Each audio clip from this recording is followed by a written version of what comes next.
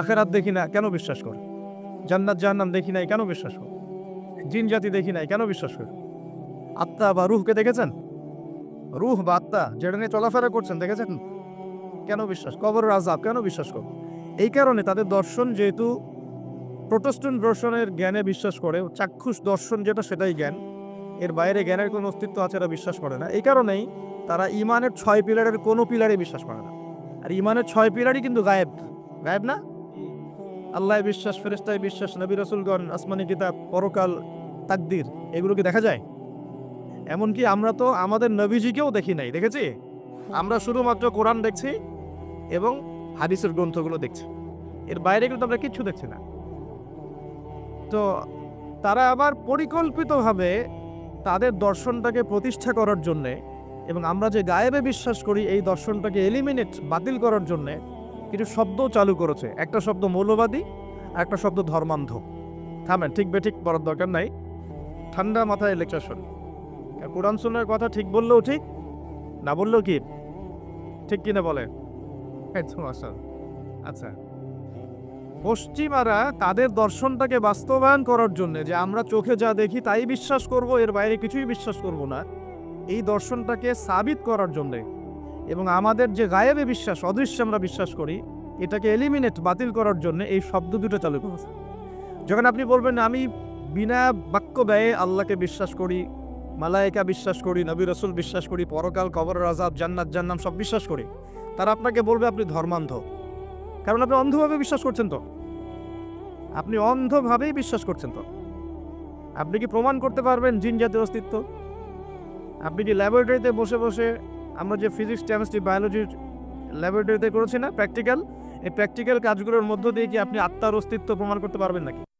যারা heart stroke করে মারা যাচ্ছে, হচ্ছে না, আমরা কি বলছি? হৃদযন্ত্রের ক্রিয়া বন্ধ হয়ে মারা গেছে, ইন্না লিল্লাহি ওয়া ইন্না ইলাইহি রাজিউন, মাইকিং করে বেড়াচ্ছে, তাই না? হৃদযন্ত্রের ক্রিয়াটা বন্ধ হলো কিভাবে? এর ভিতরে কিছু একটা তো ছিল যেটা এখন নাই। একটা ডেড বডির মধ্যে কিছু একটা নাই যেটা একজন জীবিত মানুষের দেহের মধ্যে আছে। আপনার দেহে কি আছে যেটা একটা মৃত মানুষের দেহে নাই? বলেন। এই রুহটা কি পশ্চিমারা কি বিশ্বাস করাতে পারবেন? গিলাতে পারবেন? গিলাতে গেলে বলবে আপনি ধর্মান্ধ।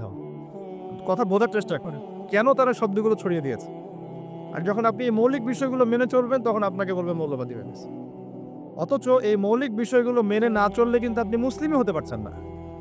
কেউ যদি আত্মায় বিশ্বাস না করে, জিন জাতিতে বিশ্বাস না করে, আপনার আল্লাহ অদৃশ্য বিশ্বাস না করে, আখেরাত অদৃশ্য জগৎ বিশ্বাস না করে, জান্নাত জাহান্নাম, কবরের আযাব, মিজান, পুলসিরতে বিশ্বাস না করে, সে কি মুসলিম হতে পারবে কিনা? তাহলে মুসলিম হতে হলে আমাকে আল্লাহর কথা, আল্লাহর বাণীকে চোখ বন্ধ করে বিশ্বাস করতেই হচ্ছে। কোনো কোনো ক্ষেত্রে আল্লাহ পাকের আদেশের সামনে আত্মসমর্পণ করতে হচ্ছে বিনা বাক্য ব্যয়।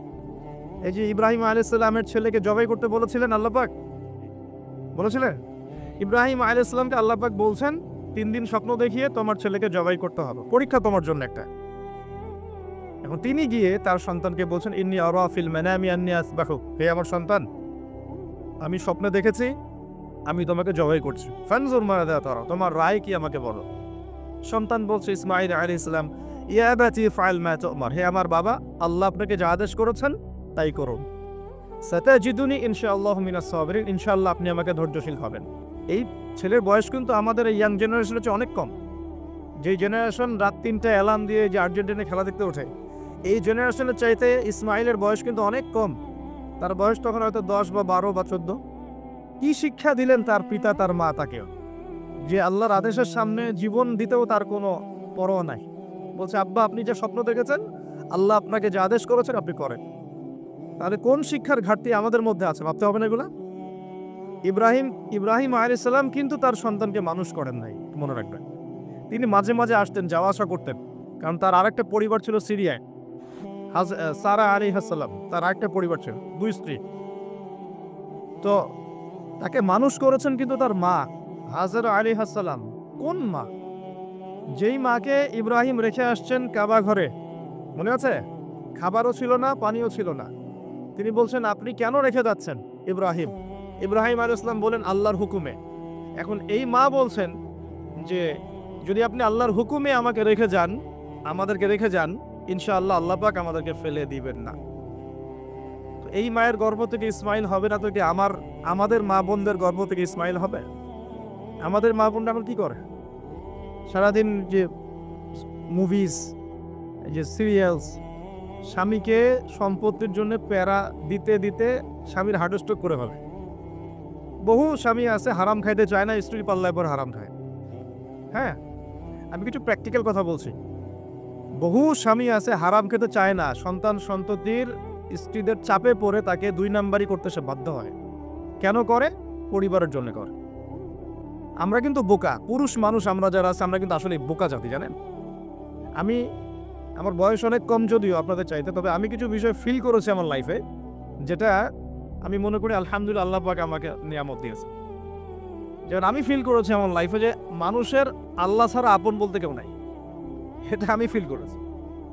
আল্লাহ পাক ছাড়া একজন মানুষের সত্তাগত আপন, আপনার সত্তা আত্মাগত আপন বলতে আসলে কেউ না পৃথিবীতে। যারা আছে আমাদের আশপাশে সবাই সবার স্বার্থে থাকে, সবাই সবার প্রয়োজনে থাকে। প্রয়োজন শেষ হলে আপনাকে চিনবেও না অনেকে। আমি যখন ইন্তেকাল করব এমন হবে 40 দিন পর কেউ আমাদের কবর জিয়ারত করবে কিনা সন্দেহ আছে। এগুলো বাস্তবতা। আর আমরা বোকা কেন জানেন? আমরা এই দুনিয়ার মানুষদের স্বার্থেই, আমার আশপাশের মানুষগুলোর স্বার্থেই সারা জীবন আল্লাহর বিরুদ্ধে চলি, হারাম খাই, সুদ খাই, ঘুষ খাই, দুর্নীতি করে ওদের মুখে হাসি ফোটানোর জন্য। যেই মানুষগুলো আমাকেই চিনবে না পরকালে, দুনিয়াতেই মারা গেলে আমাকে চিনবে না, তো সেই মানুষগুলোর জন্য আমি আল্লাহর বিরুদ্ধে চলে যাই। আমরা বোকা না? আর দেখবেন যেসব পুরুষের সৎ থাকতে চায় তারা শেষ বয়সে খুব একা হয়ে পড়ে। খেয়াল করে দেখেন, যে পুরুষটা সৎ থাকতে চায় শেষ বয়সে গিয়ে দেখবেন তারা খুব একাকিত্বে ভুগছে। এখন এটার কমন সমস্যা। এটা অনেক প্রবীণ মানুষ যারা আছেন তারা কিন্তু একাকিত্বে ভোগেন, খুব একাকিত্বে ভোগেন।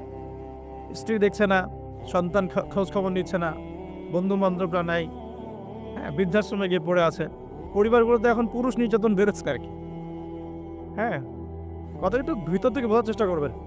হ্যাঁ, নারী নির্যাতন তো আছেই। আমরা জানি এমন দুশ্চরিত্রের লম্পট অনেক পুরুষ আছে সমাজে, যৌতুকের জন্য মেয়েদেরকে চাপ দেয়, স্ত্রীদেরকে চাপ দেয়, তাই না? শারীরিক মানসিক নির্যাতন করে না? মেয়েদের প্রতিও চরম নির্যাতন হয়, কিন্তু পুরুষদের উপরেও কিন্তু দিন দিন নির্যাতন বাড়ছে। আমরা কিন্তু এই সেন্সে বোকা হয়ে গেছি। চালাক হব কখন? যখন আমরা আমাদের দুনিয়ার প্রতিটা কাজ আল্লাহর সন্তুষ্টির জন্য করব।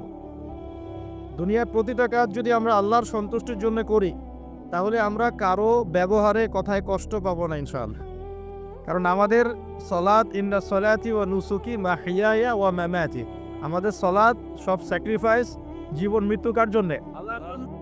আল্লাহর কাছে আমার এক্সপেকটেশন থাকবে যে আল্লাহর কাছে আমি চাই, কোনো মানুষের কাছে কোনো এক্সপেকটেশন নাই, তখন আপনি কষ্ট পাবেন না। জীবনে সুখে থাকার দ্য ফিলোসফি অফ হ্যাপিনেস হচ্ছে এটা।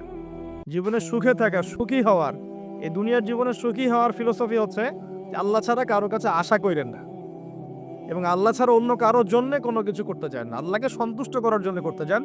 ইনশাআল্লাহ আল্লাহ পাক আপনাকে সব কিছুই দিবে ইনশাআল্লাহ। সম্মান, মর্যাদা, প্রতিপত্তি, মানুষের ভালোবাসা সবই পাবেন যদি আপনি আল্লাহর হয়ে যান। আমি একটু ভিতরে চলে আসছি আর কি, বাইরে আসি আবার, আসেন। তো এই যে কুরসির কথা বলছিলাম, আয়াতুল কুরসি কেন তেলাওয়াত করবেন? কারণ রাত্রেবেলা একজন মালাক বা ফেরেশতা আপনাকে পাহারা দিবে ইনশাআল্লাহ। আর পশ্চিমাদের দর্শন বলে দিলাম, ওরা কিন্তু এই অদৃশ্যের জগতে বিশ্বাস করে না। এই কারণে আমরা যারা অদৃশ্যের জগতে বিশ্বাস করি, আমাদেরকে এইসব সাম্প্রদায়িক শব্দ দিয়ে তারা সারা বিশ্বের বুকে আন্ডারএস্টিমেট করার চেষ্টা করেছে। এটা ধরতে হবে এগুলো। সামনে আসেন। এখন কুরসির পরে কি আছে? এই কুরসির উপরে আছে একটা মহাসাগর। কি আছে? মহাসাগর। নাসা কি বলেছে এখন পর্যন্ত? এই জন্য আমরা কেউ বিশ্বাস করি না। কালকে যদি দেখবেন নাসা বলে দেয় হ্যাঁ একটা মহাসাগরের সন্ধান পাওয়া গেছে, পৃথিবী থেকে লক্ষ কোটি আলোকবর্ষ দূরে, নাম দিয়ে দিল যে পয়েন্ট FM 0000 mm2, একটা নাম দিয়ে দিল। ওরা তো এরকম নাম দেয় আর কি, তাই না? তখন কিন্তু দেখবেন সারা বিশ্বের মানুষ চোখ বন্ধ করে বিশ্বাস করবে কি না? আমরা কিন্তু আল্লাহর প্রতি চোখ বন্ধ করে বিশ্বাসের জায়গায় এই পশ্চিমাদের উপর এখন চোখ বন্ধ করে বিশ্বাস করি। এটা কি বুঝেন? এটা কিন্তু শিরক হচ্ছে, এটাও শিরক হচ্ছে। তো একটা কথা মিস করে গেছি, ইব্রাহিম আলাইহিস সালাম জবাই করার যে পরীক্ষায় পড়েছিলেন, তখন কিন্তু তিনি প্রশ্ন করেননি আল্লাহকে, আল্লাহ একজন মাসুম বাচ্চাকে কেন জবাই করব? এর পিছনে যুক্তি কি? এর পিছনে বিজ্ঞান কি? এর পিছনে দর্শন কি? প্রশ্ন করেছিলেন? তিনি একদম সামি'না ওয়া আতা'না, আল্লাহ পাক আদেশ করেছেন, চোখ বন্ধ করে পালন করতে গিয়েছেন। ইব্রাহিম আলাইহিস সালাম অন্ধভাবে আল্লাহর আদেশ মেনে চললেন না? আর ইব্রাহিম আলাইহিস সালাম সবচেয়ে বড় মুসলিম না আমি সবচেয়ে বড় মুসলিম? বলেন, কে এই উম্মার নামকরণ করেছেন মুসলিম? সূরা হজ পড়ে দেখেন, হুয়া সাম্মাকুমুল মুসলিমিন। এই হুয়া মানে কে? মিল্লাতে আবিকুম ইব্রাহিম, ইব্রাহিম আলাইহিস সালামের মিল্লাত, তিনি তোমাদের পিতা, যিনি তোমাদের নামকরণ করেছেন কি? মুসলিম। আর আমাদের আদি পিতা হচ্ছেন আদম আলাইহিস সালাম। তো দেখুন প্রিয় ভাইরা, এই মহাসাগরের উপরে আছে কুরসি, যার কথা আমি বলতে গিয়ে এখানে আসলাম। ইবনে সৈয়দ কি বলছে? সে কি দেখে মনে আছে? ভুলে গেছে? ইবনে সৈয়দ কে? নবী সাল্লাল্লাহু আলাইহি ওয়াসাল্লাম যাকে ইনভেস্টিগেট করছেন মদিনায়, কোথায়? একটু খেয়াল রাখেন, তামিমদারি দ্বীপে দেখে আসছেন। কোথা থেকে আসছেন? দ্বীপে। আর নবী সাল্লাল্লাহু আলাইহি ওয়াসাল্লাম ইনভেস্টিগেট করছেন কোথায়? মদিনায়। আচ্ছা, তো এখন এই ব্যক্তি বলছে আমি আরশ দেখি। নবী সাল্লাল্লাহু আলাইহি ওয়াসাল্লাম বলছে আরশ কোথায়? সে বলছে আরশ পানির উপরে। কোথায়? পানির উপর। তখন নবী সাল্লাল্লাহু আলাইহি ওয়াসাল্লাম বলছেন তুমি তো তাহলে শয়তানের আরশ দেখছো। কার আরশ দেখছে? শয়তানের কিন্তু আরশ আছে, শয়তানেরও কিন্তু একটা আরশ আছে। কোথায় এটা জানেন? সমুদ্রের উপরে। অনেকে বলে যে ভাই বারমুদা ট্রায়াঙ্গেলে আছে নাকি? এটা আমরা জানি না, এভাবে বলা যাবে না, এটা আমরা ব্যাখ্যা করতে পারবো না, আল্লাহ ভালো জানেন। তো এখন শয়তানও কিন্তু সিংহাসনে বসে, দিন শেষে বসে ওর যে চেলা চামুন্ডা যারা আছে ওদেরকে ডাকে, ডেকে বলে আজকে কি করাইছো তোমরা? একজন বলে যে আমি তো জেনা করাই দিছি দুজনের মধ্যে, আমি মদ খাইয়েছি মানুষকে, আমি মানুষকে পরকীয়ায় লিপ্ত করেছি, আমি একজনকে একজনের বিরুদ্ধে উস্কে দিয়ে হত্যা করিয়ে দিয়েছি। এরকম করে শয়তানরা বলতে থাকে। তো ইবলিস বলে না, তোমরা তেমন কোনো কাজ করতে পারো না। ইতিমধ্যে একজন শয়তান এসে বলে যে আমি একটা কাজ করেছি। কি কাজ করেছো? যে আমি একটা পরিবারের স্বামী স্ত্রীর মধ্যে বিচ্ছেদ ঘটিয়ে দিয়েছি। কি করেছে? এটা এখন বেশি হচ্ছে না? বেশি হচ্ছে না? আপনারা খবর রাখেন না মনে হয়, পড়াশোনা করে দেখেন, প্রতি ৩-৪ মিনিট একটা ডিভোর্সের ঘটনা ঘটে, প্রতি ৩-৪ মিনিটের মধ্যে। তো এবার শয়তান তাকে ডাকে, এদিকে আসো, তুমি একটা কাজের কাজ করেছো। তখন নিজের গলার যে মালা বা যেটা আমরা গোল্ড মেডেল বলি, অ্যাওয়ার্ড যেটা বলি, এটা তার গলায় সে পরিয়ে দেয়, দিয়ে বলে তুমি একটা কাজের কাজ করেছো। তার মানে আমরা বুঝতে পারলাম শয়তানের কাছে সবচেয়ে বড় একটা মিশন কি? পরিবারগুলোকে ধ্বংস করে দেয়া। খুব সতর্ক থাকতে হবে আমাদের সবাইকে। আল্লাহ পাক আমাদের সবাইকে ধৈর্য দান করুন। কারণ পরিবার টিকে থাকে ধৈর্যের উপরে। আরেকটা বিষয় বলে দিই, স্বামী স্ত্রীর মধ্যে যুবকরা এটা উপকৃত হবেন ইনশাল্লাহ। স্বামী স্ত্রীর মধ্যে শুধুমাত্র ভালোবাসা পরিবার টিকানোর জন্য যথেষ্ট না। স্বামী স্ত্রীর মধ্যে ভালোবাসার চাইতেও বেশি প্রয়োজন হচ্ছে একে অপরের প্রতি বিশ্বাস। কি দরকার? বিশ্বাস না থাকলে ভালোবাসা টিকবে না। প্রয়োজন একে অপরের সম্মানবোধ, একজন একজনের সম্মানটা যেন বোঝে, এবং আনুগত্যের প্রয়োজন আছে। স্ত্রীটা যদি স্বামীদের আনুগত্য না করে সংসার টিকে না, সংসার ভেঙে যায়। বিশ্বাস, আনুগত্য, ভক্তি, সম্মান, শ্রদ্ধা, এর সাথে যখন ভালোবাসা যুক্ত হবে তখন পরিবারটা ইনশাল্লাহ জান্নাতি পরিবার। আর কিছু বলদ আবার বলে দিতে পারে যে পরিবারকে আবার জান্নাতের সাথে তুলনা করে ফেললো। এটা কি পরিবারকে জান্নাতের সাথে তুলনা করে দিলাম? জান্নাতি পরিবার মানে কি? পরিবারের মধ্যে আপনি সুখে আছেন, কিছু মানুষ কথার রূপকথাও ধরতে পারেন।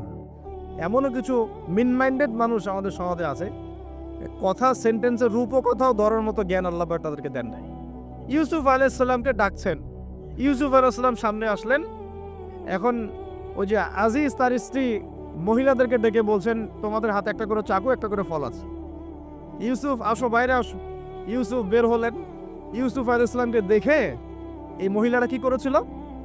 ওই ফল কাটতে গিয়ে হাত কেটে ফেলছে। হাত কেটে ইউসুফের দিকে তাকিয়ে তারা বলছে যে মা হাযা ইল্লা বাশারা, এটা তো মানুষ না, ইনি তো মনে হচ্ছে মালাকুন কারীম, একজন সম্মানিত ফেরেশতা। কি বলছেন মেয়েরা? এ তো মানুষ না, এ তো মনে হচ্ছে ফেরেশতা, এত সুদর্শন, এত সুন্দর মানুষ হয়। এখন এই মহিলাগুলো কি ইউসুফ আলাইহিস সালামকে ফেরেশতার সাথে তুলনা করলো? বুঝতে পারেন না কথা? এই মহিলারা কি ইউসুফ আলাইহিস সালামকে ফেরেশতা বানায় দিল, না একটা উপমা দিয়েছে? আশ্চর্য একটা বিষয়। আপনি যদি মদিনায় যান, পরিবেশ দেখে বলেন মাশাআল্লাহ একটা জান্নাতি পরিবেশ আছে, মানে কি আপনি মদিনা সমান সমান জান্নাত বানালেন?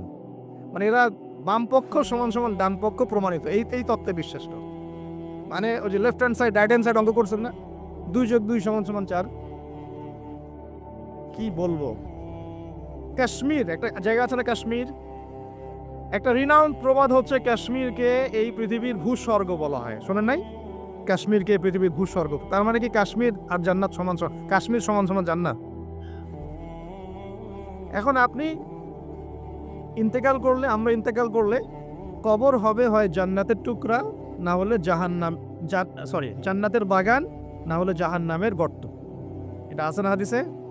কবর হবে হয় জান্নাতের বাগান, না হলে কি জাহান্নামের গর্ত। এখন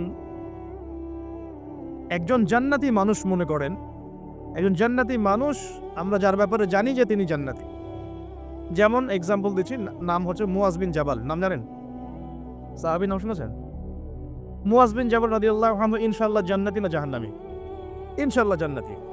এখন মাওলানা তারেক জামিল সাহেব, তিনি তার হাফিজাহুল্লাহ তার কবর জিয়ারত করতে গিয়েছেন, এই কয়েকদিন আগের ঘটনা। সেখানে গিয়ে তিনি বলছেন যে আমি কবরের সামনে দাঁড়িয়ে আমি দোয়া করতে শুরু করলাম, মিশকাম্বরের ঘ্রাণ পেতে শুরু করলাম। মাওলানা তারেক জামিল হুজুরের ভিডিও ক্লিপ আছে, দেখেন ইউটিউবে, তিনি বলছেন। এখন এই যে সাহাবী মুয়াজ বিন জাবাল একজন জান্নাতি সাহাবী, তো তার মাকবারা থেকে যে মিশকাম্বরের ঘ্রাণ আসলে, এটা কি জাহান্নাম থেকে আসবে? এখন কেউ যদি বলে যে মাশাআল্লাহ, এই ঘ্রাণ শুনে তো মনে হচ্ছে যেটা জান্নাতি ঘ্রাণ, তার মানে কি সেই কবরটাকে জান্নাতের সাথে তুলনা করলো? মানে কবরটা সমান সমান জান্নাত। এই যে 2+2 4 মিলানোর চেষ্টা করে, মানে মানুষের ইন্টেলেকচুয়াল লেভেল কত নিচু হয়ে গেলে একটা রূপকথাও মানুষ বুঝতে চেষ্টা করে না। আর এই সিলি একটা ইস্যুকে নিয়ে সারা অনলাইন গরম করে রেখে দিল। ভাবখানে এমন ইসলামী খেলাফত কায়েম হয়ে গেছে, আর কোনো ইস্যুই বাকি নাই। এই একটা ইস্যুই বাকি আছে, এটা শেষ হলেই খতম, খালাস। আমি আপনাদেরকে রিকোয়েস্ট করব যে পড়াশোনা করেন এবং দূরদর্শিতা অর্জন করেন। উম্মাহ এখন কোন জায়গায় আছে, আমাদের ল্যাকিংসগুলো কোন কোন জায়গায়, এবং কোন কোন জায়গায় আমাদের বেশি কাজ করতে হবে, সেগুলোকে বেশি গুরুত্ব দেন। আর দিন শেখার জন্য অনলাইন একমাত্র প্ল্যাটফর্ম নয়, এখানে পড়ে থাকবেন না। এখানে ফিতনা বেশি, এখানে জ্ঞানের চাইতে ফিতনা কিন্তু বেশি। এখানে জ্ঞান যতটুকু পাবেন তার চেয়ে ফিতনা ফাসাদ বেশি।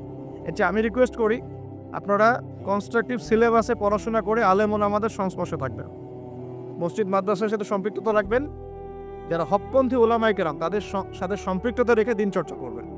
অনলাইন ইউটিউব খালি লেকচার শোনার উপর ডিপেন্ডেন্ট হয়ে যাবে না, সব কিছু লেকচারে কিন্তু পাওয়া যাবে না। এগুলো বিভ্রান্তি সৃষ্টি করতে পারে আপনার মধ্যে। যেমন আপনি অনলাইনে ঢুকলেন, দেখলেন অমুক হুজুর যা বললেন অমুক হুজুরের বিরুদ্ধে। এই যে আপনি একটা কি শিখলেন, আপনি গীবত শিখলেন, আপনি সমালোচনা সংস্কৃতি শিখলেন, আপনি শিখলেন যে কিভাবে ছোট লোক হতে হয়। হ্যাঁ, আপনি আবার আরেকটা ক্লিপে দেখলেন যে যার বিরুদ্ধে বলেছে সে আবার যা বললো তার বিরুদ্ধে, কন্টেন্ট আছে না? এখন আপনি ওখানে গিয়ে দেখলেন যে কিভাবে কুতর্ক করতে হয়। আসলে শিখলেনটা কি? আপনি কিছুই শেখেন নাই, কিন্তু আপনি আদতে কিন্তু শিখতে পারলেন না। এখন অনলাইনের পুরো জগৎটা এভাবে ভরে গেছে। আমি এমনও দেখেছি, মানে তাজ্জিব হয়ে যায় এগুলো কথা বলতে আমার, মানে খুব আমি হীনমন্যতায় ভুগছি কথাগুলো বলার ক্ষেত্রে। কিন্তু আপনাদের ইন্টেলেকচুয়াল লেভেলটাকে রাইজ করার স্বার্থে কথাগুলো বলছি, কারণ আমি আপনাদেরকে ভাই মনে করি। বাংলাদেশের প্রত্যেক সেক্টরের মানুষকে আমি আমার আপন ভাইয়ের মতো মনে করি, হোক সে পলিটিশিয়ান, হোক সে ইকোনমিস্ট বা প্রশাসনের লোক বা সাধারণ জনগণ, হুএভার হি ইজ। আপনি যখন পুরো জাতির সবাইকে আপন করতে পারবেন না, তাদেরকে নসিহত করতে পারবেন না, সাম্প্রদায়িক হয়ে যাবে, তখন আপনি একটা সম্প্রদায়ের স্বার্থ দেখবেন, অন্যদের স্বার্থ আপনি দেখতে পারবেন না। দেখুন, আমার কথাটা গৌরবের সাথে শোনা। একজন ব্যক্তি বিশুদ্ধ করে কুরআনও তেলাওয়াত করতে পারে না। একটা আয়াত তেলাওয়াত করতে আমি নিজে দেখছি তার 15-20টা ভুল হচ্ছে। ভুলগুলো এমন মেজর ভুল হচ্ছে যে আয়াতের অর্থ বিকৃত হয়ে যাচ্ছে। সেই মানুষকে দেখলাম স্টেজের মধ্যে বসে বড় বড় আলেম যারা ইফতা ফারেগ হয়েছেন, বড় মুহাদ্দিস মুফাসসির মুফতি হয়ে গেছেন, ওই মুফতি সাহেবদেরকে সরাসরি স্টেজে চ্যালেঞ্জ করছে যে বুকের পাটা থাকলে আমার সামনে আয়।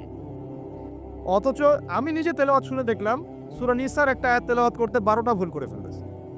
তেলাওয়াতই হয় না, মানে মদ মাখরাজ মক্তব আছে না, মক্তব, এই মক্তবের লেভেলের বাচ্চারা যে তেলাওয়াতটা পারে সেই তেলাওয়াতটাও পারে না। এটা আপনারা হয়তো বুঝবেন না, কারণ অনেকে বুঝবেন না, যারা আলেম তারা বুঝবেন কথাটা। এখন এই এই যে কুতর্কের সমালোচনার অপসংস্কৃতি ইউটিউব ফেসবুকের মধ্যে দিয়ে ছড়িয়ে গেল না? সে যে লেভেলে আছে, ওই মুফতি যাকে সে চ্যালেঞ্জ করছে সেই মুফতির সামনে তার মিনিমাম 2 বছর কোরআনই পড়া উচিত, মিনিমাম 2টা বছর খালি বসে বসে কোরআন তেলাওয়াত করা শেখা উচিত। সে স্টেজে উঠে ফখর করে তাকে বলছে বাহাসের জন্য আসো, এখনই বাহাসেন বসো। কি মনে করছেন শরীয়তকে? কোরআন তেলাওয়াত করা তো একটা প্রাথমিক লেভেলের বিষয়। এরপরে ব্যাকরণ জানতে হয়, এর নাহু সরফের জ্ঞান দরকার হয়, এর বালাগাতের জ্ঞান দরকার হয়, এর উসুল জানতে হয়, ইবারত পড়া শিখতে হয়, হাদিসের কিতাবগুলো আপনার গবেষণা করার যোগ্যতা অর্জন করতে হয়, ফিকের বইগুলো পড়তে হয়, উসুলে ফিকের বই পড়তে হয়, উসুলে হাদিসের বই পড়তে হয়, আকীদার বই পড়তে হয়। কত পড়াশোনা করে একজন মানুষ মুফতি হয়, ইফতা করে, মুফতি হয়। আর আমাদের উদ্ধত্ত দেখছেন, এই উদ্ধতের কাছে পড়াশোনা করবেন, আলেম ওলামার সাথে সম্পর্ক রেখে সিলেবাস মেনটেন করে পড়াশোনা করবেন। শুধুমাত্র অনলাইন ডিপেন্ডেন্ট হয়ে দিন শিখতে চান না, আপনি বিভ্রান্ত হয়ে যাবেন। এবং এখানে ভালোর চাইতে খারাপ বেশি শিখবেন, সমালোচনা করা শিখবেন, গীবত করা শিখবেন, ঠুনকো বিষয় নিয়ে উম্মাকে ব্যস্ত রাখা শিখবেন, এগুলি হবে। আল্লাহ পাক আমাদের সবাইকে বোঝার তৌফিক দেন, আমিন। প্রিয় ভাইরা, খেয়াল করে দেখেন, এই ব্যক্তিকে নবী সাল্লাল্লাহু আলাইহি ওয়াসাল্লাম জিজ্ঞাসা করছেন আরশ কোথায়। চলে আসি মূল আলোচনার দিকে। এখান থেকে আমরা আস্তে আস্তে আমাদের ফিনিশিংয়ের দিকে যাবো ইনশাআল্লাহ। আজকের এই টপিকের সাথে কিন্তু বর্তমান এই ফিফা ওয়ার্ল্ড কাপও রিলেটেড আছে, একটু ধৈর্য ধরে শুনবেন। আমি দাজ্জাল থেকে শুরু করেছি না, আস্তে আস্তে ফিফা দিয়ে শেষ করবো ইনশাআল্লাহ। বসেন, ধৈর্য ধরে বসেন, সময় আছে তো হাতে? আচ্ছা, আজকে আমার হাতেও সময় আছে ইনশাআল্লাহ, তাড়াহুড়ো কিচ্ছু নাই, ইনশাআল্লাহ লম্বা আলোচনা হবে, ঠিক আছে? এখন শোনেন, এই ব্যক্তিকে নবী সাল্লাল্লাহু আলাইহি ওয়াসাল্লাম জিজ্ঞাসা করলেন কি তুমি কি দেখো? সে বলছে আমি কি দেখি? আরশ। আরশ কোথায়? সমুদ্রে। তুমি তো শয়তানের আরশ দেখো। এবার দ্বিতীয় প্রশ্ন করছে, তুমি কি বিশ্বাস করো যে আমি মুহাম্মদ শেষ নবী? তুমি কি বিশ্বাস করো যে আমি মুহাম্মদ শেষ নবী? এখন এই ব্যক্তি বলছে, ব্যক্তি নাকি আসলে ছোটই বলা যায়, ইবনে সাইয়্যিদ, তার নাম কি? ইবনে সাইয়্যিদ। সে বলছে আপনি কি স্বীকার করেন যে আমি নবী? কে বলছে? ইবনে সাইয়্যিদ। এই কথা শোনার সাথে সাথে ওমর রাদিয়াল্লাহু আনহু তিনি বলেন, ইয়া রাসূলুল্লাহ, সে তো নিজেকে নবী দাবি করছে, আপনি আমাকে অনুমতি দেন, আমি এক কোপে তার গর্দানটা নামায় ফেলে দেব। কে বলছে এটা? ওমর। এবার রাসূল সাল্লাল্লাহু আলাইহি ওয়াসাল্লাম স্টেটমেন্ট শোনেন, সহিহ মুসলিমে আছে। এবার নবী সাল্লাল্লাহু আলাইহি ওয়াসাল্লাম বলছেন যে না ওমর দাঁড়াও, যদি সে সত্যি দাজ্জাল হয়ে থাকে, কথাটা শোনেন, যদি সে সত্যি দাজ্জাল হয়ে থাকে তুমি তাকে হত্যা করতে পারবে না, তাকে হত্যা করবে নবী ঈসা আলাইহিস সালাম। কে হত্যা করবে? আচ্ছা, আর যদি সে দাজ্জাল না হয়ে থাকে তাহলে নিরপরাধ মানুষকে হত্যা করার মধ্যে কোনো ফায়দা নাই। এখন একটা হাদিসে আপনি দেখলেন সে দ্বীপে বন্দী, দ্বীপে যদি বন্দী থাকবেই, আমার প্রশ্ন আপনার কাছে যে তাহলে নবী সাল্লাল্লাহু আলাইহি ওয়াসাল্লামের চেয়ে কি কেউ বেশি জানতে পারে সে দ্বীপে বন্দী আছে না নাই? নবীর চেয়ে এটা কি কেউ বেশি জানতে পারে সে এখনো দ্বীপে বন্দী অবস্থায় আছে কি নাই? এটা সবচেয়ে ভালো কে জানবেন? অবশ্যই নবী সাল্লাল্লাহু আলাইহি ওয়াসাল্লাম, তাই না কি? তো নবী সাল্লাল্লাহু আলাইহি ওয়াসাল্লাম যদি শিওর হবেন যে সে দ্বীপেই বন্দী আছে, তাহলে মদিনায় একজন ছেলেকে এভাবে ডেকে ইনভেস্টিগেট করার কি প্রয়োজন আছে? কথা বুঝতে পারছেন না? যদি আপনি মনে করেন শিওর যে আমাদের চেয়ারম্যান সাহেব বা আমাদের অনারেবল গেস্ট যারা তিনি বাড়িতে আছেন, আপনি শিওর, তাহলে আপনি মাহফিলের প্যান্ডেলে তাকে খুঁজতে যাবেন কেন? আপনি শিওর তো সে বাসায় আছে, তার মানে আপনি একটা চান্স নিচ্ছেন, সে বাসা থেকে বের হতেও পারে নাও পারে, তাই না কি? তার মানে আমরা একটা চান্স পাচ্ছি এখানে, দাজ্জাল নবী সাল্লাল্লাহু আলাইহি ওয়াসাল্লামের যুগেও রিলিজ হতেও পারে নাও পারে। এখন আমি সামনের দিকে আসছি, দেখুন 3টা জায়গার কথা পাওয়া যায় হাদিসে। কয়টা জায়গা? 3টা আমি পেয়েছি, এর চেয়েও বেশি যদি আরও কেউ গবেষণা করেন তাহলে পেতে পারেন, আমার জ্ঞানী সব কিছু নয়। আমি 3টা জায়গার কথা পেয়েছি, নবী সাল্লাল্লাহু আলাইহি ওয়াসাল্লাম বলেছেন এই 3টা জায়গা থেকে দাজ্জাল বের হবে, ঠিক আছে? একটা হচ্ছে খোরাসান। কি নাম? খোরাসান। খোরাসান মূলত যে খাইবার পাখতুন থেকে শুরু করে আফগানিস্তান, ইরান, এই পুরো কন্টিনেন্টটাকে আসলে খোরাসান বলতা। 2 নম্বর হচ্ছে ইস্পাহান। কি নাম? এই জায়গাটা কোথায়? এটা ইরানের মধ্যে। কোথায়? ইরানের মধ্যে। এবং হাদিসে এসেছে এই ইস্পাহানের প্রায় 70,000 ইহুদি। কত হাজার? 70,000 কি? হিন্দু ভাইয়ের কথা বলা হয়েছে, খ্রিস্টান ভাই, বুদ্ধিস্ট, কোন শব্দ বলা হয়েছে? ইহুদি। আচ্ছা, মনে রাখেন, শব্দটা মনে রাখেন। 70,000 ইহুদি মসিহুদ দাজ্জালের সাথে যোগ দিবে, তার দলে কি করবে? যোগ দিবে। আরো একটা শ্রেণী তার সাথে যোগ দিবে, সেটা হচ্ছে এক শ্রেণীর মহিলা। এক শ্রেণী কি? মহিলা। এই মহিলাগুলাকে বাড়ির পিতা বা স্বামী বা ভাই বাসায় বেঁধে রাখতেও পারবে না, বাঁধন ছিন্ন করে বেরিয়ে চলে যাবে। তো বাঁধন ছিন্ন করে বেরিয়ে যাওয়ার একটা দর্শন চালু হয়েছে না সমাজে? কথা কি বোঝেন কিছু? ফ্যামিনিস্ট রেভলিউশন বলে। কি বলে? Feminist revolution. মেয়েদেরকে আপনি আর ঘরে রাখতে পারছেন না এখন। কোন জায়গায় চলে গেছে আমি মানে বলতে লজ্জা পাচ্ছি, কিন্তু আপনাদেরকে বলি, কারণ আপনারা এই শহরের বাসিন্দা এবং এই শহরের ভবিষ্যৎ আপনার হাতে। এই ঢাকা সিটির ভবিষ্যৎ আপনাদের হাতে না? আচ্ছা, গতকালে নিজের চোখে দেখে কথা বলি, গতকাল নিজের চোখে আমি দেখেছি যা, এক চোখের এক পলকে যা দেখেছি, এক পলকে, এই যে এবার তাকালাম এতটুকু। আমরা আসছিলাম যে পূর্বাচল দিয়ে মাহফিলে যাব, আমরা চাঁদপুর যাবো, ওদিক দিয়ে বের হয়ে। গাড়িতে বসে আমরা সাধারণত কী করি? বই পড়ি বা ফোনে কথা বলি বা পরিবারের খোঁজখবর নেই। গাড়িতে বই পড়তে পড়তে চোখ লেগে যায় না অনেক সময়? তো চোখটাকে রেস্ট দেওয়ার জন্য জাস্ট একবার গ্লাসটা খুলে বাইরে তাকিয়েছে। পাশ দিয়ে একটা গাড়ি চলে গেল, একটা উবার টাইপের একটা গাড়ি চলে গেল, ড্রাইভার গাড়ি চালাচ্ছে। পিছনের সিটে, আপনার শহরের অবস্থা বলছি, পিছনের সিটে আমি দেখলাম যে একটা ছেলে এভাবে বসে আছে, আমি যেভাবে বসে আছি, আর একটা মেয়ে তার উপরে উঠে বসে আছে ওপেন রাস্তার মধ্যে। এটা আপনাদের শহর। আমি যে বলি যে কিয়ামতের যত সায়েন্সগুলো আছে, নিদর্শনগুলো, সেগুলো মোটামুটি প্রকাশ পেয়ে গেছে সব শহরগুলোতে, আপনারা তো বিশ্বাস করতে চান না। নবীজি এটার কথাই বলছিলেন হাদিসে, যে কিয়ামত ততদিন পর্যন্ত হবে না যতদিন পর্যন্ত মানুষ গরু গাধার মতো রাস্তাঘাটে জেনা করবে না। স্পষ্ট হাদিস আছে, কিয়ামত ততদিন পর্যন্ত হবে না যতদিন পর্যন্ত মানুষ গাধার মতো রাস্তাঘাটে জেনা করবে না। এগুলো জেনা না? জেনা মানে কি শুধু ওই সেক্সুয়াল শারীরিক সম্পর্কে জেনা? দেখেন, ফ্ল্যাটে ফ্ল্যাটে জেনা হচ্ছে এখন, ফ্ল্যাটে ফ্ল্যাটে জেনা। মাদকদ্রব্য সেবন করছে, ধনীর দুলাল, কোনো খবর নাই। একটা অসুস্থ প্রজন্ম তৈরি করছে আমরা, জানেন? এই প্রজন্মের ছেলেরা আপনার নাস্তা করে 12টা-1টার দিকে দুপুরে, ঠিক আছে? এদের রাত হয় এই যে 12টা-1টা পর্যন্ত ঘোরাফেরা করে, ফজরের নামাজের সময় ঘুমায়। ফজর নামাজটা পড়ে ঘুমায় না, কিন্তু ফজর নামাজের সময় ঘুমায়। উঠে দেখবেন 12টা-1টায় নাস্তা করে 12টা-1টার দিকে। এরা সালাম দিতে লজ্জাবোধ করে, এরা সালাম দিতে লজ্জা পায়, পিতাকে সালাম দিতে লজ্জা পায়। হ্যাঁ, টাকলুর উপরে কাপড়, দাড়ি রাখা এদের কাছে মনে হয় ব্যাকডেটেড থিঙ্কিংস। হ্যাঁ, এরা পাপকে পাপ মনে করে না, মাদককে এরা স্বাভাবিক মনে করে, জেনাটাকে স্বাভাবিক মনে করে। ফ্রি মিক্সিং, জেনাটা খুব স্বাভাবিক, বয়ফ্রেন্ড গার্লফ্রেন্ড খুব স্বাভাবিক বিষয়, ঠিক আছে? বাপের টাকা পয়সা থাকলে এগুলো নিয়ে বন্ধুদের সাথে মজ মাস্তি করাটাকে এটা ফ্যাশন মনে করে, তাকে উড়িয়ে দেখে ফ্যাশন মনে করে। ওই টাকা পয়সা কামাই করতে পিতাদের কত কষ্ট হয়েছে ওরা জানে না, পিতারা জানে। এই প্রজন্মের মেয়েরা দেখবেন পর্দাটাকে ব্যাকগ্রাউন্ডেড থিঙ্কিংস মনে করে, চুল খোলা রেখে গেঞ্জি টি শার্ট পরে বাইরে ঘুরতে যারা পরিমাণ লজ্জাবোধ কাজ করে না, যারা পরিমাণ না। বিভিন্ন অকেশন আসলে দেখবেন মোমবাতি জ্বালিয়ে অগ্নি পূজা শুরু করে দেয়। হ্যাঁ, এবং কোনো কোনো ক্ষেত্রে সংস্কৃতির নামে এমন কিছু শিরকি কাজ করে যেগুলোর সাথে ইসলামের কোনো সম্পর্ক নেই।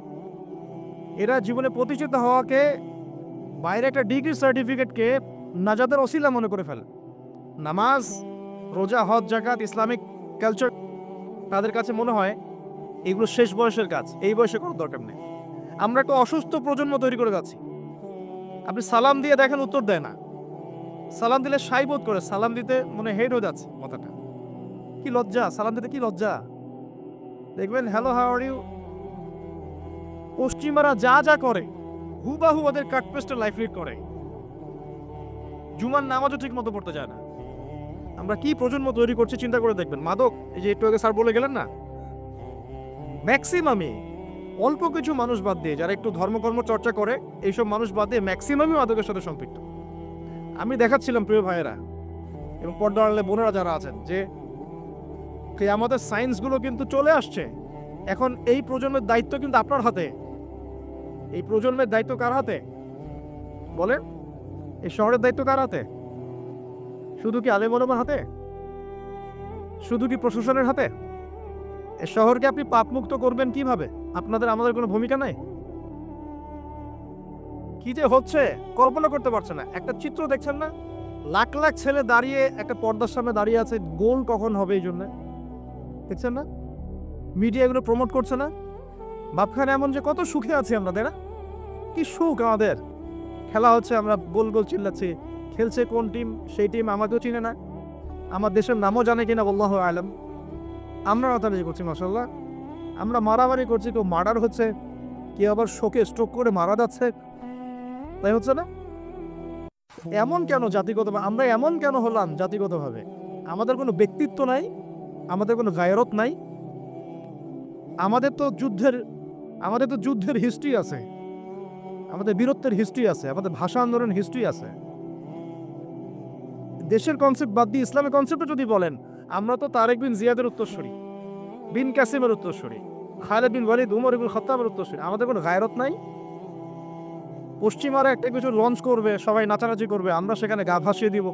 কিছু কিছু মুসলিম কান্ট্রি ওগুলোতে জয়েন হবে, আমরা মনে করবো এটা হালাল হয়ে গেল।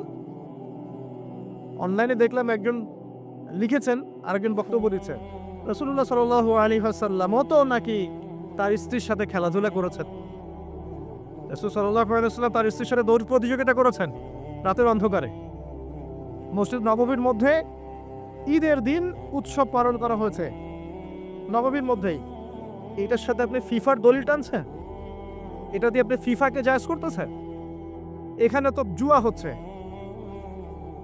একটা মুসলিম কান্ট্রি কাতার যা অ্যারেঞ্জ করেছে, এই অ্যারেঞ্জমেন্টটা অন্য আগের সব অ্যারেঞ্জমেন্টের চেয়ে বেটার, কারণ সে তার মধ্য দিয়ে ইসলামের প্রচার করার চেষ্টা করেছে, সে তার জায়গা থেকে চেষ্টা করেছে, কিন্তু মন্দের ভালো, এর চেয়ে ভালো কিছু করা সম্ভব ছিল না এখানে। সে যতদূর পর্যন্ত পেরেছে ট্রাই করেছে, এবং সে কিন্তু ছোট রাষ্ট্র হলেও অনেক বড় বড় ওয়ার্ল্ড অ্যাফেয়ার্সের বিষয়ে সে মাথা ঘামায়। আমাদের ঢাকার সমান আয়তন হবে কিনা সন্দেহ আছে, ঢাকা বিভাগের সমান হয়তো আয়তন হবে। সে ওয়ার্ল্ডের বড় বড় জিও পলিটিক্যাল বিষয়ে সে মাথা ঢুকায় এখন।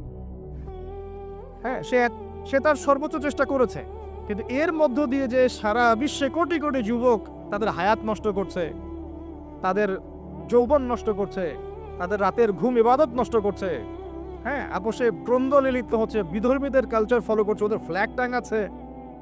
আমার দেশের মধ্যে, স্বাধীন সার্বভৌম রাষ্ট্রের মধ্যে অন্য একটা রাষ্ট্রের পতাকা তুলবো কেন? আমার গায়রত নাই? ওরা কি তাদের দেশে আমার পতাকা তোলে কিনা? আমাদের ব্যক্তিত্ব কোথায় চলে গেল?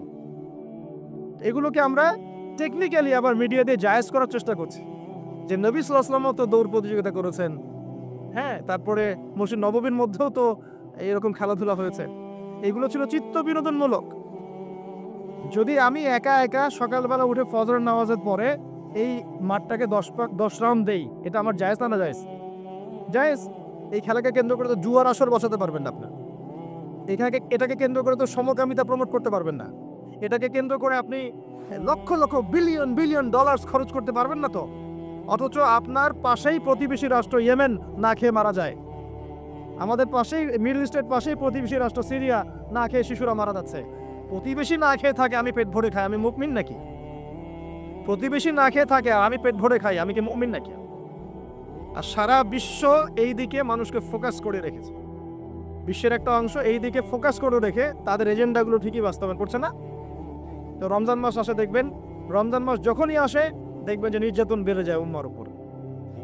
যে সময়ে উম্মার ইকোনমিক অবস্থা ভালো না, সামরিক অবস্থায় তাদের মুখাপেক্ষী হয়ে থাকতে হচ্ছে, যে সময় আমাদের ভিতরে পলিটিক্যাল বিরোধগুলো দেখা দিচ্ছে, আমরা ইউনাইটেড হতে পারছি না, যে সময় যুব সমাজরা মাদকে আসক্ত হয়ে আছে, পর্নোগ্রাফিতে আসক্ত হয়ে আছে, দ্বীনের ইলম কালাম অর্জন করছে না, নামাজ ঠিক মতো পড়ছে না, কুরআন তেলাওয়াত করা শিখছে না, যে সময়ে ইভেন আলেম ওলামাদের মধ্যে ঐক্য দেখা যাচ্ছে না, যে সময়ের মধ্যে আমরা পরিবারগুলোর ভাঙন দেখতে পাচ্ছি, আমাদের পরবর্তী প্রজন্ম কোন পরিবেশে বড় হবে সেই নিশ্চয়তা দিতে পারি না, যে পরিবেশে একটা 5 বছরের ছোট্ট বাচ্চা আয়াতে কেটে টুকরা টুকরা করে ফেলা হয়, এইখানে আমরা বসে বসে রং তামাশা দেখতেছি টিভির সামনে বসে। এই সমাজটার পরিবর্তনের দায়িত্ব আমাদের কারো ঘাড়েই নাই? শুধু কি পলিটিশিয়ানদের দায়িত্ব? শুধু কি প্রশাসনেরই দায়িত্ব?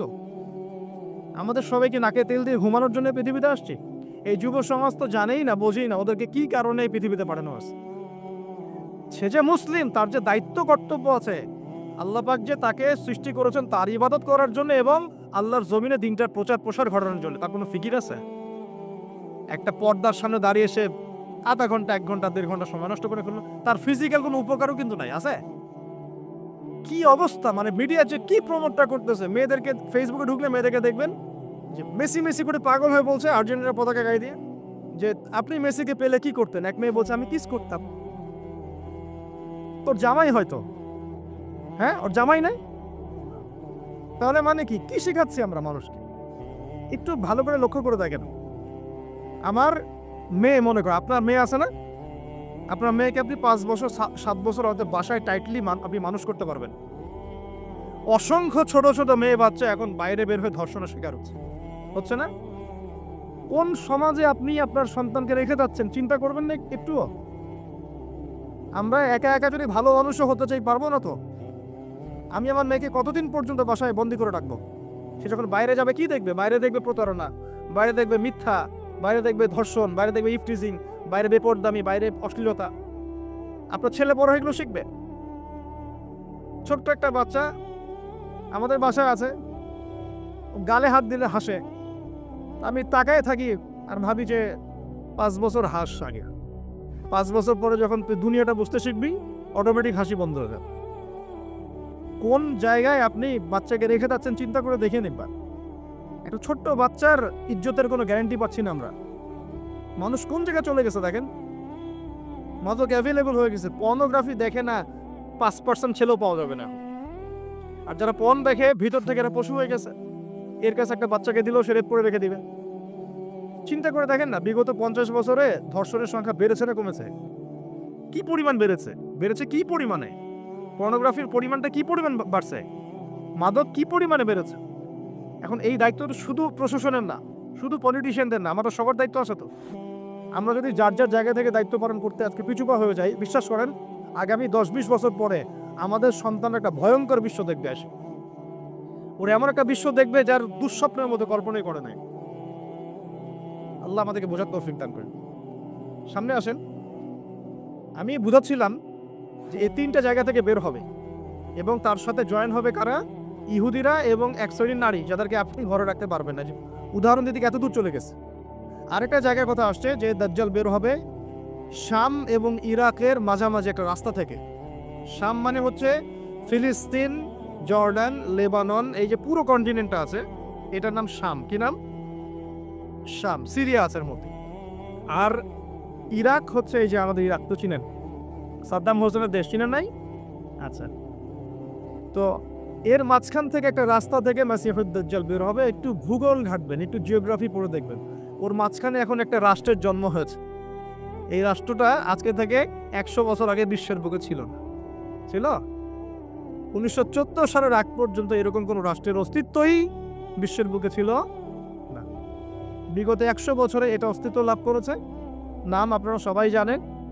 এবং সেখানে শুধু রাষ্ট্র গঠন করেই তারা ক্ষান্ত হয় নাই, কিন্তু ওই যে বললাম 70,000 ইহুদি যোগ দিবে ইস্পাহানের, বললাম না? তার মানে অন্য হাদিসে লিঙ্ক করে দেখা যায় নবীজি বলছেন যে সে বিশ্ব শাসন করবে এবং তার ফলোয়ার্স হবে কারা? জিউসরা। জিউস মানে কারা? ইহুদিরা। তো সে যদি রাষ্ট্র কায়েম অলরেডি করে ফেলে এবং সেখানে যদি বিশ্বের সমস্ত জায়গা থেকে জিউসরা এসেও যায় এবং ওরা সেখানে শক্তিশালী হয়ে যায়, তাহলে দাজ্জাল সশরীরে বের না হলেও তার অনুসারীরা কি বের হয় নাই? বোঝেন নাই কথা? বুঝছেন? এখন তার অনুসারীদের একটু অবস্থা দেখেন। বিশ্বের বড় বড় সেক্টরগুলোর কথা আমি জাস্ট মেনশন করে দিই। Politics, economics, finance, military section এবং মিডিয়া।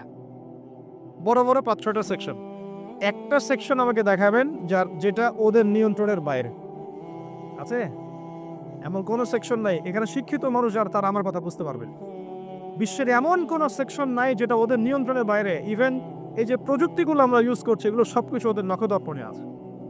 এখন আমাকে একটা প্রশ্নের উত্তর দেন যে যদি আপনি বিশ্ব রুল করতে চান তাহলে আপনাকে বিশ্বের এই বড় বড় সেকশনগুলোকে রুল করতে হবে না? শ্রীলঙ্কা কি পারবে বিশ্বের অর্থনীতিকে নিয়ন্ত্রণ করতে? পারবে না, কারণ তার নিজের কোনো ইকোনমিক বেস নাই। পারবে কি? সিরিয়া, এখন কি সিরিয়া পারবে সারা ওয়ার্ল্ডের পলিটিক্সকে নিয়ন্ত্রণ করতে? পারবে না। মনে করেন প্যালেস্টাইন কি পারবে সারা বিশ্বের ফাইন্যান্স এগুলো নিয়ন্ত্রণ করতে পারবে? সেখানে তো মানুষ অনুদানের উপর তারা চলছে না, তাদের তো জানমালের নিরাপত্তাই না। তার মানে যে বা যারা বিশ্ব শাসন করবে, দাজ্জাল এবং তার অনুসারীরা, তাদেরকে বিশ্বের বড় বড় সেকশনগুলো তো রুল করতে হবে, তাই নয় কি? এখন আমরা খেয়াল করে দেখছি যে দাজ্জাল সশরীরে বের না হলেও, সে সশরীরে না আসলেও তার ফলোয়ার্স যারা, তারা কিন্তু অলরেডি রাষ্ট্র কায়েম করেছে, বিশ্বের বড় বড় সেকশন নিয়ন্ত্রণ করছে এবং ঐক্যবদ্ধ হয়েছে, জেরুজালেমকে রাজধানীও ঘোষণা করে ফেলেছে। এবার কি মিলাতে পারছেন কথা, যে কোন দিকে আমি ফোকাস করছি?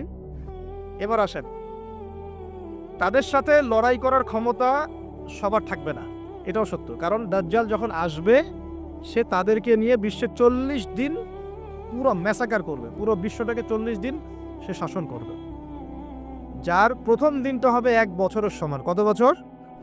কিভাবে হবে আল্লাহ জানেন, আমি ব্যাখ্যা করতে পারবো না। দ্বিতীয় দিন হচ্ছে 1 মাসের সমান, তৃতীয় দিন 1 সপ্তাহের সমান, তারপরের দিনগুলো আমাদের দিনের মতোই। কথা বুঝতে পারছেন? সে কি করবে?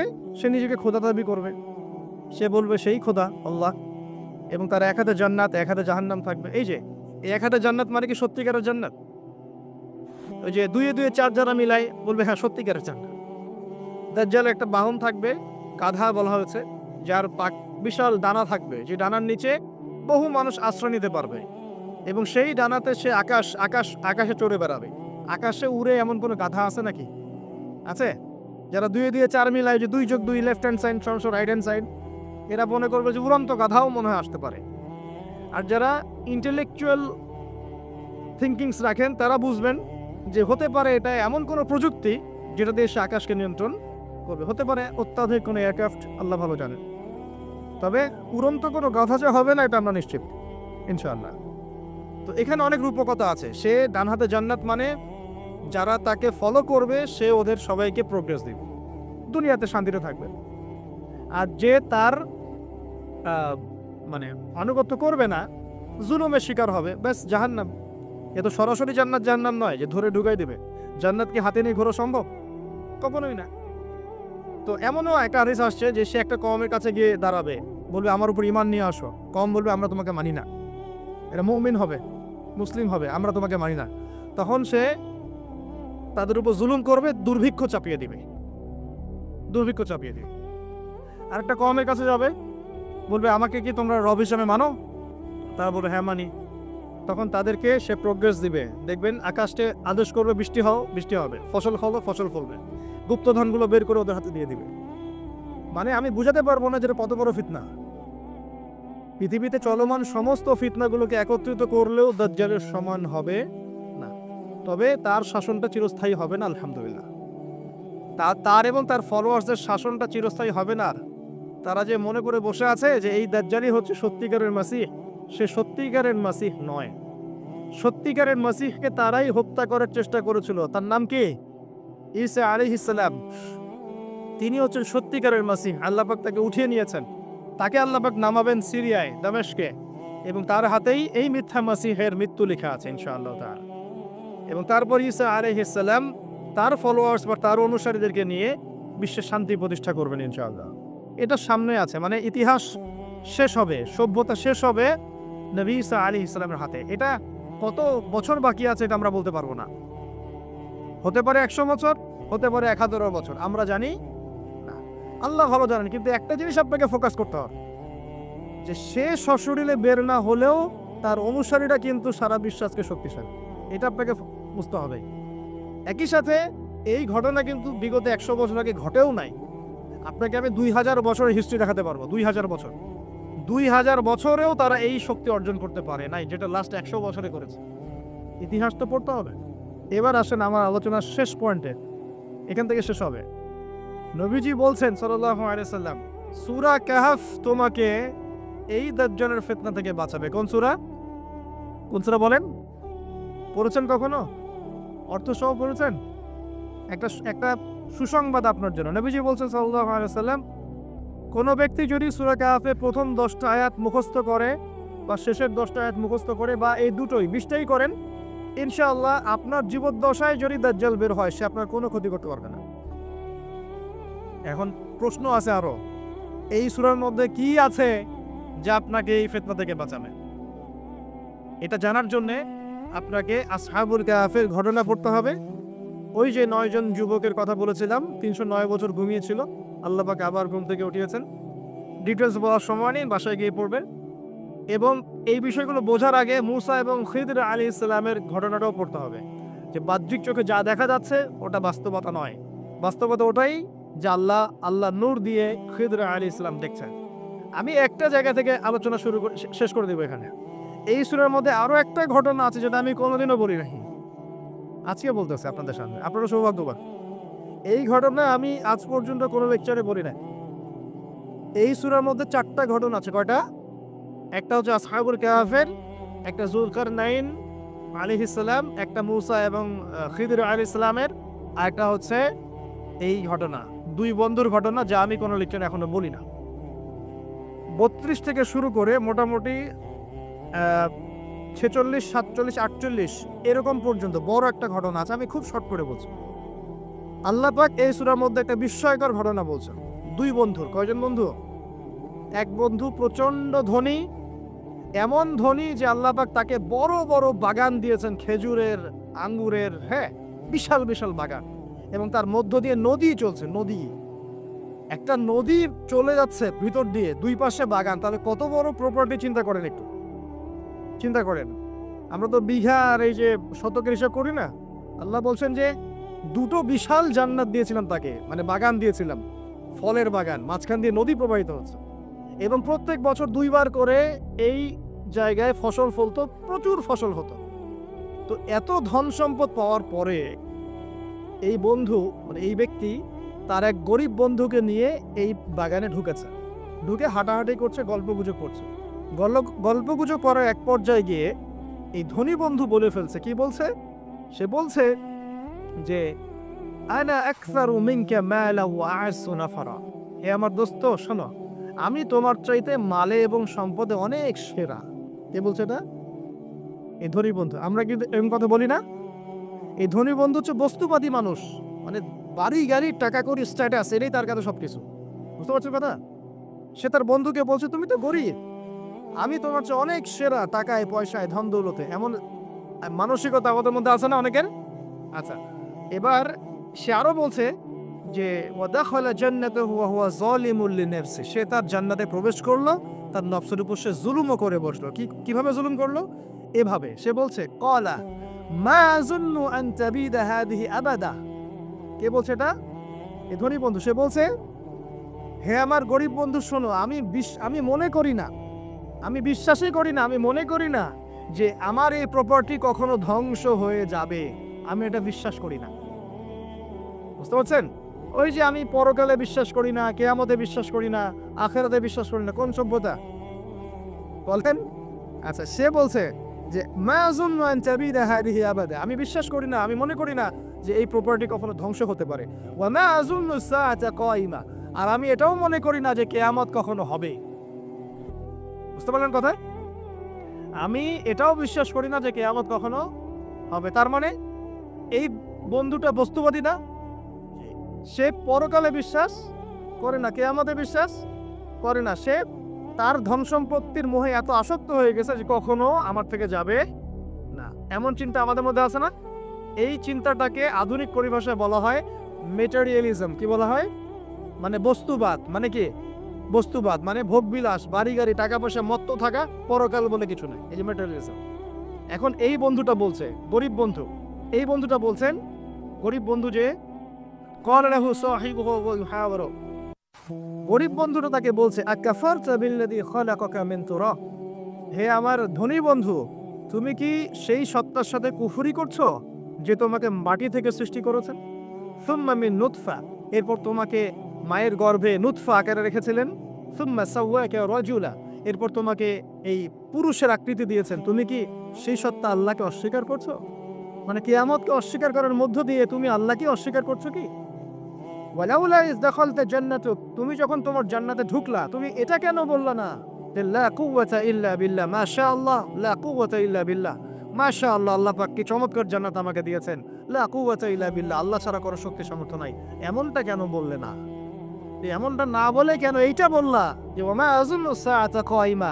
আমি বিশ্বাস করি না যে এটা কখনো ধ্বংস হবে, এমনটা কেন বললা? তুমি কেন কুফরি করো না?